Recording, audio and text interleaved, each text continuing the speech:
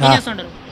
Auto తోలుతాను నేను. Auto తోలుతారు. Okay. ఇప్పుడు రేపు 24లో ఆంధ్రాలో ఎలక్షన్ జరుగుతున్నాయి కదా, ఎవరు గెలుస్తారు అనుకుంటున్నారు మీరు?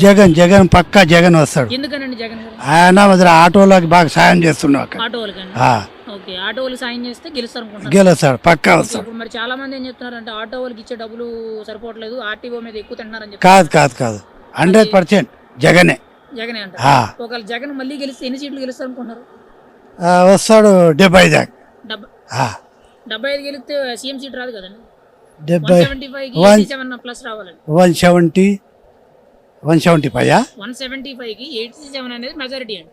పక్క దాదాపు 90 సీట్లు ప్లస్ ఉండాలి. పక్క జగనే. పక్కా జగన్ అంటారు మీరు? పక్కా జగన్. ఓకే, ఇప్పుడు బాగానే ఉందండి. ఇప్పుడు రీసెంట్ గా శర్మిల గారు కూడా ఆంధ్రాకి మారిపోయారు. కాంగ్రెస్ పిసిసి అధ్యక్షురాలు కింద జాయిన్ అయ్యారండి. ఇప్పుడు ప్రతిపక్షాలు ఆవిడని జగన్ గారి మీద పంపించడానికి చేసిన కుట్ర అంటారా, లేకపోతే ఆవిడ స్వతహాగా వచ్చారనుకున్నారా మీరు? అది మన షర్మిల గురించి తెలియదు. ఓకే.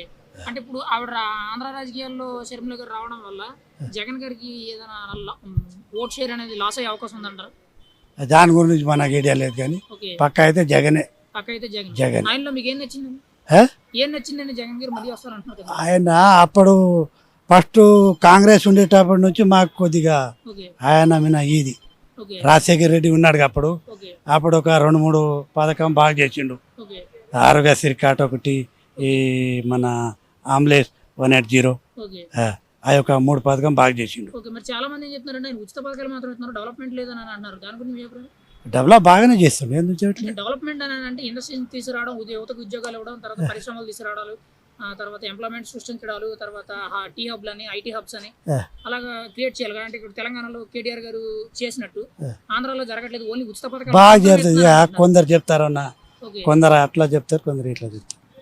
కొందరు బాగా చేసిన అంటారు, కొందరు చేయలేదు, ఏం చేయలేదు అంటారు. మీ ఉద్దేశంలో అయితే ఎవరు గెలుస్తారు అనుకుంటున్నారు? జగన్. ఎన్ని సీట్లు అనుకుంటున్నారు మీరు? పక్కా జగన్ వస్తాడు. ఎన్ని సీట్లు ఆ సీట్ గురించి మనకు తెలియదు. జగన్. జగన్.